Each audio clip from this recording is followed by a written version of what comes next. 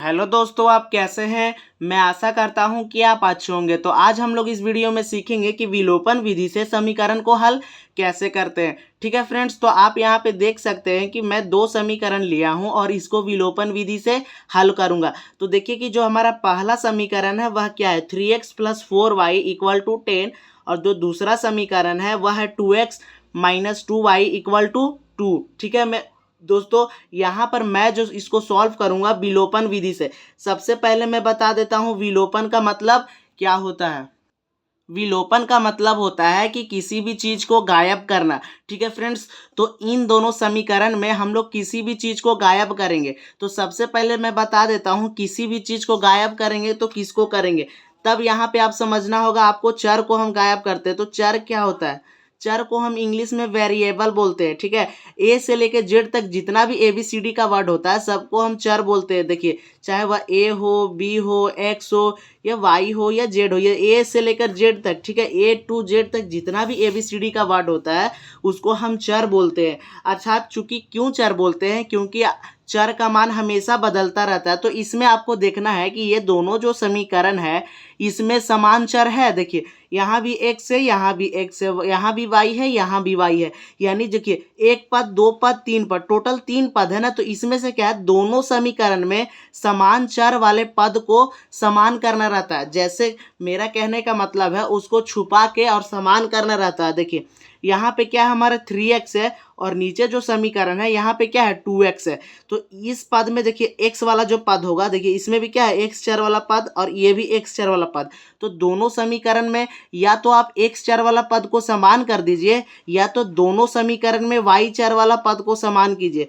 But दोनों में से हमको एक ही को समान करना है, दोनों में। ठीक है, तो यहाँ पे मैं आपको बताता हूँ कि x चर वाला पद को समान कैसे करेंगे। यही होता है विलोपन, अर्थात किसी भी चीज को ना छुपा देना, छुपा के हम लोग समान करेंगे। देखिए, इस समीकरण में हम लोग जो x वाला होगा ना बराबर कर देंगे इस समीकरण में x वाले पद के। देखिए कैसे, तो बराबर कैसे करते हैं। तो सबसे पहले देखिए, यह समीकरण पहला है तो इसका आप नाम लिख लीजिए समीकरण 1। इसका मैं नाम लिख लेता हूं कि समीकरण 1। उसके बाद क्या करना है, देखिए ये दूसरा समीकरण है तो इसका आप नाम लिख लीजिए समीकरण 2। ठीक है फ्रेंड्स, यहां तक आपको समझ में आ गया होगा। उसके बाद देखिए, आप इस पद को भी समान कर सकते हैं और इस पद को भी समान कर सकते हैं। तो मैं इस पद को समान करूंगा। तो इस पद को समान करने के लिए क्या करना पड़ता है, तो आप देखिए देखिए नीचे वाले समीकरण में जो x के साथ मान होगा ना, क्या है, x के साथ संख्या 2। तो इस संख्या को ना ऊपर वाले समीकरण में गुणा करना रहता है। जैसे इस संख्या को हम समीकरण 1 में गुणा कर देंगे किससे, देखिए नीचे वाले संख्या में क्या है, यानी समीकरण 1 में उसी संख्या से गुणा करेंगे जो समीकरण 2 में जिस पद को हम लोग समान कर रहे होते हैं। जैसे कि यहाँ पे x में दोनों को समान कर रहे हैं तो नीचे वाले जो समीकरण में x के साथ जो भी संख्या होगा उसको ऊपर वाले समीकरण में क्या करना है, गुणा कर देना है। ठीक है, यहाँ तक आप समझ गए होंगे। अब ऊपर में जो x के साथ संख्या होगा उसको नीचे वाले के साथ गुणा कर देना है। ठीक है, आप यहाँ तक समझ गए होंगे। इसके बाद गुणा करके ना जो समीकरण आएगा उसको लिख लेना है। जैसे कि देखिए, इस पूरे समीकरण को जब हम 2 से गुणा करेंगे तो क्या आएगा, देखिए तो एक एक करके कर लेते हैं। तो 3x में जब 2 से गुणा करेंगे तो क्या आएगा, हमारा 6x आएगा। बीच में क्या है, प्लस है तो प्लस दे देंगे। अब 4y में जब हम लोग 2 से गुणा करेंगे तो 8y आ जाएगा। अब बराबर है तो बराबर दे देंगे। अब 10 देखिए, 10 को 2 से गुणा करेंगे तो क्या आएगा, 10 को 2 से गुणा करेंगे तो हमारा 20 आ जाएगा। अभी जो नया समीकरण आया इसका आप नाम लिख लीजिए समीकरण 3, यानी समीकरण 3 इसका आप नाम रख लीजिए। अब देखिए, इस जो सेकेंड वाला हमारा समीकरण था, अब इसमें भी 3 से गुणा करना है तो इसको गुणा कर लेते हैं। देखिए यहाँ पे 2x से 3 से गुणा करेंगे तो क्या हो जाएगा, हमारा 6x। माइनस है तो माइनस का चिन्ह देंगे।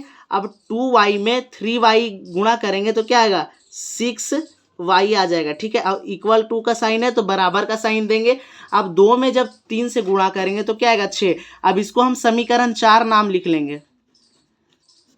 अब मैं यहाँ पे बताता हूँ कि मैं एक पद को समान क्यों किया। ठीक है फ्रेंड्स, तो मैं एक पद को समान इसलिए किया क्योंकि यहाँ पे एक पद को ना घटाना रहता है, यानी काट के कैंसिल करना रहता है। ठीक है, इसलिए हम एक पद को समान करते हैं। अब क्या करना रहता है, जब समान हो जाता है तब हम लोग या तो जोड़ते हैं पद को। देखिए, या तो आपको दोनों पद को जोड़ना है या तो माइनस करना है। ठीक है, या तो जोड़ना है या तो माइनस करना है। लेकिन इन दोनों समीकरण जो है, इन दोनों समीकरण को हम लोग जोड़ेंगे कि माइनस करेंगे, यह कैसे पता चलेगा? तो सबसे पहले आपको देखना है कि जिस पद को हम समान किए थे अब उसको देखना है कि वह प्लस में है या माइनस में। ठीक है, दोनों पद को देखना है कि प्लस में है कि माइनस में। तो देखिए, ऊपर वाला जो पद है यह भी प्लस में है और नीचे वाला जो पद है यह भी क्या चीज में है? प्लस में। कुछ नहीं तो क्या चीज का साइन होता है? प्लस में। तो जब दोनों पद में समान चिन्ह होता है तब हम लोग क्या करते हैं कि घटाते हैं। ठीक है, जब दोनों पद में समान चिन्ह होगा तब हम लोग क्या करेंगे कि घटाएंगे। जैसे यहाँ पे देखिए, जो पद हम लोग समान किए यहाँ पे दोनों प्लस में था, तब हम इस दोनों समीकरण को क्या करेंगे? घटाएंगे। या तो मान लेते हैं कि जो दोनों समीकरण है वह माइनस में होता, जैसे कि 6x भी माइनस में होता और ये नीचे वाला भी समीकरण में 6x माइनस में होता, तो भी हम क्या करते? घटाते। और देखिए, जब साइन दोनों में समान होता है तब हम लोग घटाते हैं, चाहे प्लस हो जाए दोनों में चाहे माइनस। लेकिन जब प्लस और माइनस हो जाए दोनों अलग अलग, तब हम लोग जोड़ते हैं। ऐसा कंडीशन में क्या करते हैं? जोड़ते हैं। तो चूंकि यहाँ पे देखिए साइन समान है, दोनों प्लस प्लस है, जिस पद को हम समान किए हैं, तब हम क्या करेंगे कि घटाएंगे। तो लिखेंगे समीकरण 3 में, 3 से समीकरण को 4 में माइनस करेंगे, यानी कि समीकरण 3 से समीकरण 4 को माइनस करेंगे। देखिए कैसे लिखना है कि समीकरण 3 में माइनस कर देंगे, घटा देंगे समीकरण 4 को।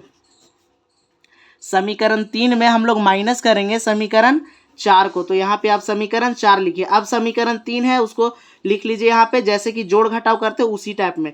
देखिए 6x plus 8y equal to क्या है हमारा?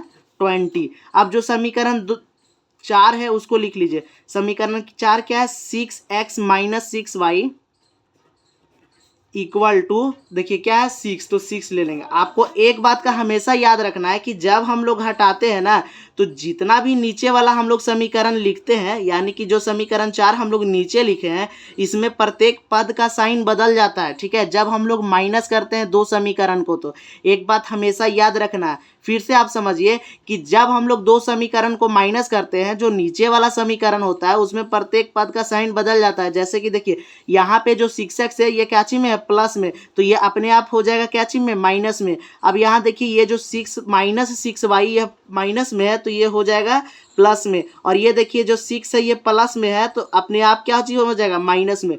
तो ऐसे जब घटाते हैं तो नीचे वाला पद का साइन बदल जाता है। ठीक है फ्रेंड्स, तब देखिए 6x में माइनस 6x करेंगे तो यह पूरा क्या हुआ? कट जाएगा, कैंसल हो जाएगा और घट के क्या आ जाएगा हमारा? 0।